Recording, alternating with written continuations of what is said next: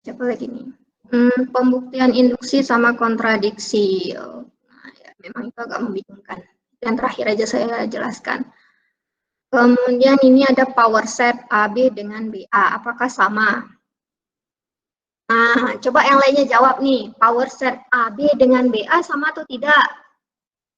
Beda kayaknya. Beda.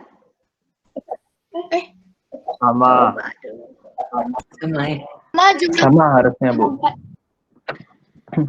Coba diingat kembali ya, teori set A, B, apakah sama dengan BA? Sama, Bu. Sama atau tidak? Sama, karena urutannya tidak diperhatikan dalam set. Sama, ya, sama. Jadi pada set, tadi siapa tadi yang menjawab? Urutan memang tidak bermasalah. Jadi mau kita urutkan berbeda, tapi isinya sama, ya sama. Himpunan tersebut adalah himpunan yang sama. Jadi maknanya kalau misalnya kita buat power set 2 pangkat AB dengan 2 pangkat BA, yaitu sama. Jadi isi daripada power set-nya itu sama. Ya. Oke, itu siapa yang tanya tadi? Siti ya, Siti. Ya, baik, Bu. Siapa lagi? Siapa lagi? Oh, beda subset dengan proper subset. Subset apa? Himpunan bagian. Himpunan bagian. Kalau proper subset? Semua anggota dari himpunan tersebut. sebuah set dari yang tadi dari subset dari set sebelumnya. Ya, intinya itu di slide berapa tuh ya?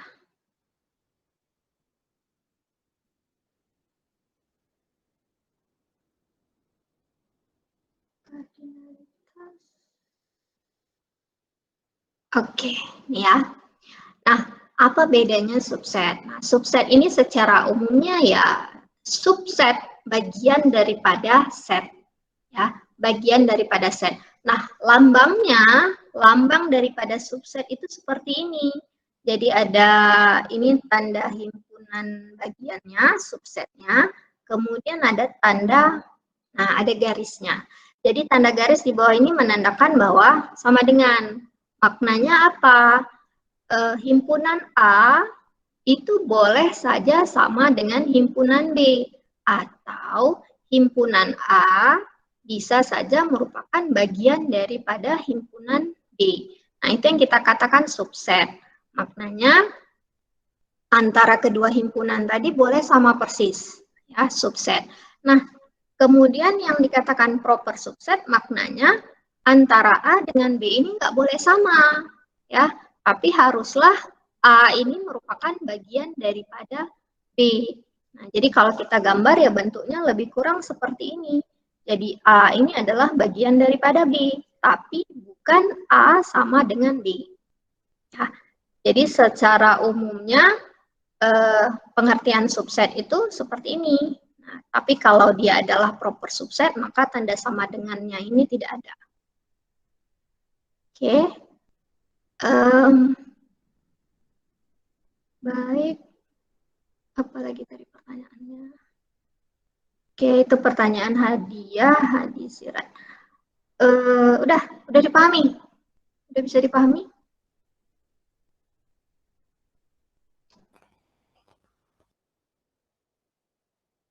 Oke, berikutnya soal yang ada pada slide ya. Soal yang ada pada slide udah jadi soal tugas sebetulnya ya.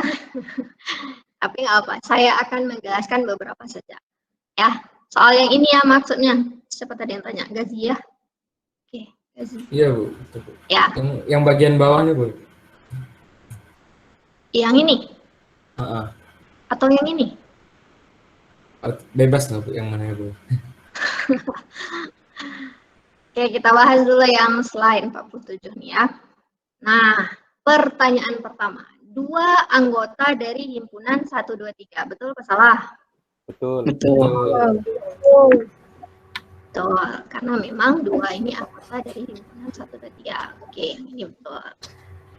Nah, 2 merupakan subset daripada himpunan 1, 2, 3. Betul apa salah? Salah. Salah. Salah. Ini jawabannya ngikut-ngikut nih kayaknya nih. Salah apa betul? Salah, Bu. Salah. Ya, betul. Salah ya. Kenapa? Karena yang dikatakan subset maknanya ya dia juga harus berupa set, ya, set atau himpunan juga. Nah, himpunan 1, 2 itu merupakan anggota dari himpunan 1, 2, 3. Betul apa salah? Salah. Salah. Kenapa? Karena himpunan 1, 2 ini tidak ada di dalam 1, 2, 3. Kecuali 1, 2, 3 ini misalnya kita tulis seperti ini. 1, 2, 3, kemudian di dalamnya ada himpunan 1 dengan 2, maka pernyataan ini menjadi betul.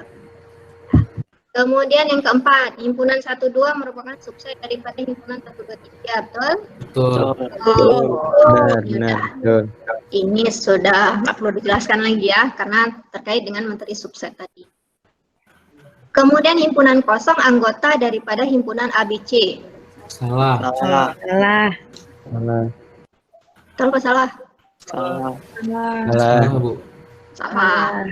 Betul. Karena anggota dari ABC itu hanya ada A, ABC. B, ABC. dan C. Ya, betul. Nah, kemudian yang terakhir, himpunan kosong merupakan subset daripada himpunan A, B, C. Betul. Betul. Benar. Betul. Benar sekali. Dan karena setiap himpunan itu pasti akan ada himpunan kosong di dalamnya. Ya, pasti akan ada subsetnya, itu adalah himpunan kosong. Sampai sini sudah bisa dipahami semuanya? Paham, Bu. Sudah. Bu. Paham. Lanjut, yang ini ya. Nomor 1 aja kayaknya ya. Oh, ada 3 soal. Oke, yang pertama, buatlah notasi bagi set Z yang mempunyai anggota 0, 1, 2, 3, 4. Ya inilah dia jawabannya. Udah ada jawaban, ngapain ditanya lagi di sini ya? Bu, kalau N itu kan natural, Bu. Ya, Kalau natural bukannya dimulai dari 1. natural. Oh iya, ya, betul. Kalau no bilangan caca bukan, Bu? Iya, W ya. Whole Apa ya? number. Apa simbolnya? Saya pun W. udah Kalau agak bahasa Inggrisnya kayaknya W. Whole number. Wih. Ya, betul. Harus saya lihat lagi nih simbolnya seperti apa. Kan di sini tertulis bilangan natural, bilangan asli. N memang natural. Untuk bilangan yang W ya. Seperti dijawab Gazi ya. Betul. Ini harus saya cek lagi ya, untuk simbol untuk bilangan cacah Ya, itu simbolnya apa ya, apa? nanti saya cek lagi. Oke, kemudian nomor 2, buatlah notasi bagi set Y yang merupakan bilangan ganjil. Nah, ada yang mau jawab? Mau share jawabannya? Atau disebutkan juga apa istilahnya dalam bentuk kata-kata boleh juga.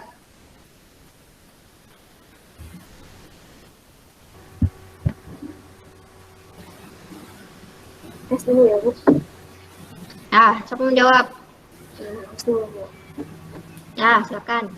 X sedemikian sehingga X anggota bilangan asli, X mod 2 sama dengan 1. Oh, itu Y ya? Y mod 2. Y bukan X. Y sedemikian sehingga Y anggota bilangan asli, Y mod 2 sama dengan 1. Y sama dengan apa tadi? Y mod 2 sama dengan 1. Oh, modulus 2 sama dengan 1. Oke, modulus. Boleh, tapi ya, ada sedikit tapinya nih.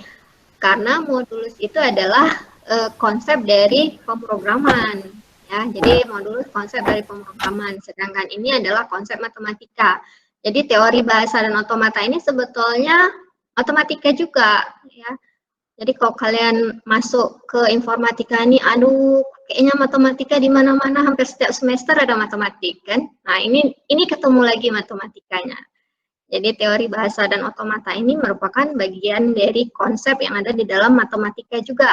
Nah, jadi modulus itu sebetulnya tidak ada di dalam matematika, tapi adanya apa ya? Tambah, kali, kurang, bagi. Nah, kalau saya tidak salah ada di slide yang mana ya, saya lupa. Nah, untuk apa ya? Kalau kita buat dalam bentuk matematika, nah sebaiknya kita buat seperti ini. Kalau yang dikatakan bilangan genap itu bilangan apa dikali apa? 2N kurang 1. 2N Ya. tambah 1 enggak? Enggak tambah 1 lah. Kurang Kalau 1. bilangan Karena genap natural. itu kan Iya. semua bilangan yang dikalikan dengan 2. Ya kan, bilangan asli yang dikalikan dengan 2. Iya. Nah, maknanya kalau bilangan ganjil seperti apa? 2N kurang 1. 2N Ya. ditambah 1, Bu. Ya, ditambah 1. Nah, Oh. jadi itu yang lebih tepatnya ya. Jadi itu simbol matematika yang lebih tepat. Jadi 2N ditambah 1. Kalaupun kita tuliskan bisa seperti ini. Himpunan X sedemikian hingga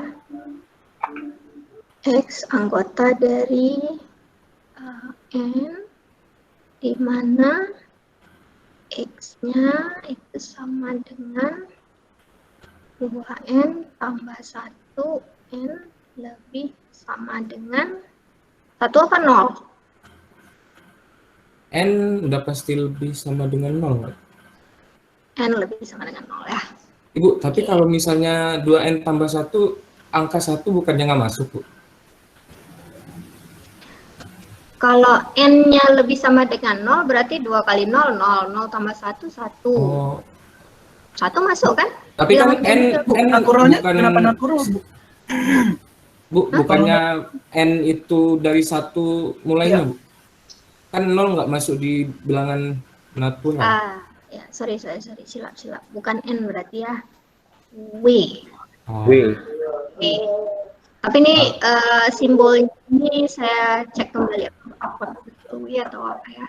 Tapi lebih kurang berarti X itu anggota daripada bilangan cecah. Oke, yang ketiga, buatlah notasi bagi set yang terdiri dari 2 pasang atau sebutannya 2 tuples bilangan natural dengan syarat nilai elemen pertama lebih kecil dari elemen kedua pada tuples.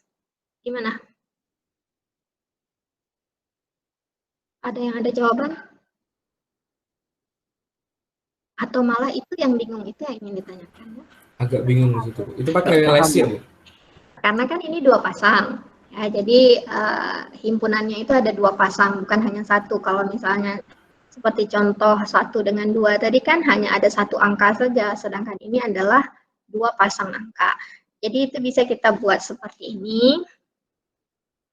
Anggaplah nama himpunannya L.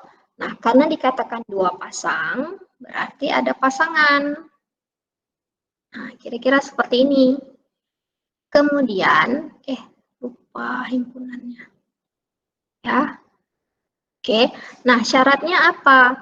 X dengan Y itu bilangan natural. Berarti X itu anggota dari N. Y juga anggota dari N, kan? Kemudian syaratnya apa satu lagi? X kurang dari Y. Nilai elemen pertama lebih kecil dari elemen yang kedua. Apalagi nih? X kurang dari Y.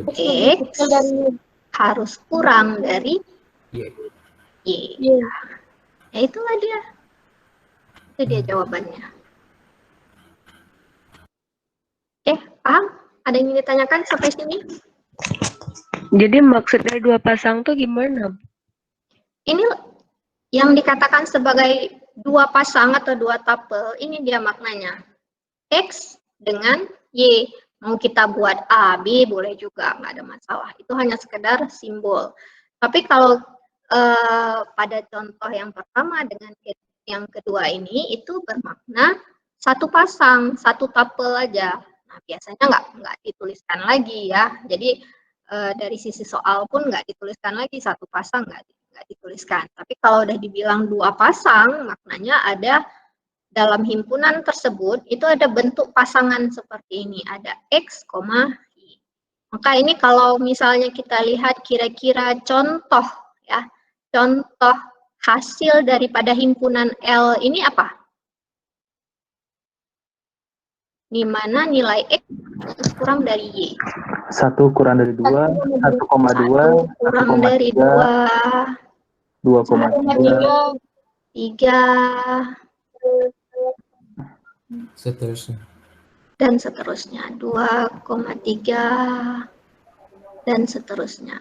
Nah, ini yang penting ya. Jadi notasi, sudah dijelaskan pada slide sebelumnya, notasi, kalau dia tak terhingga, jangan lupa tanda titik-titiknya, atau tuliskan dalam bentuk notasi set. Kalau kelupaan titiknya, maka himpunan tersebut menjadi himpunan terbatas, finite set. Ya, jadi nanti kalau misalnya menjawab soal, jangan terlupa karena itu bisa bisa mempengaruhi jawaban juga. Maknanya ya bukan 100% salah, tapi silap sedikit.